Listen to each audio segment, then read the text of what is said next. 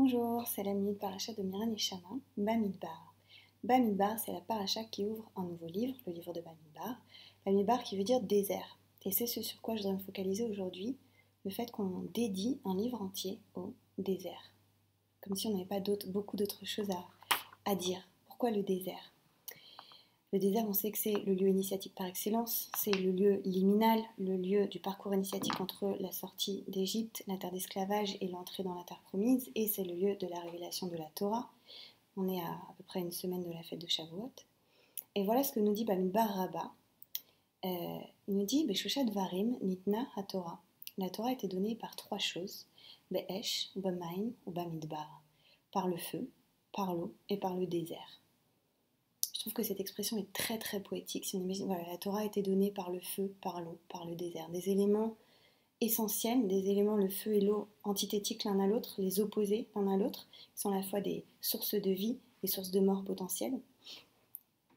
Que le Midrash explique en disant que c'est tout autour du mont Sinaï qu'il y avait à la fois ce feu et cette eau.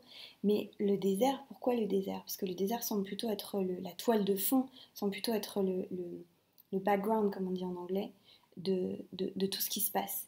Et qu'est-ce qu'il y a dans le désert ? Dans le désert, justement, il n'y a rien. Il n'y a rien dans le désert. Le désert, c'est pas un élément qui donne, c'est un élément qui, justement, est disponible pour recevoir. Et voilà ce que nous dit, qu'on poursuit justement Bamidbar Rabbah, en nous disant que l'homme doit se faire lui-même, atzmo, hefker, sans propriétaire, c'est-à-dire libre, qui n'appartient à personne, kamidbar. Et ce que répète à nouveau le Talmud dans Eruvin, Nudalet 54a Aleph, c'est Rav Matana d'ailleurs, un nom qui ne s'invente pas, Matana le cadeau en hébreu, qui nous dit ça, que l'homme doit se faire atzmo kamidbar, que l'homme doit se faire lui-même en désert.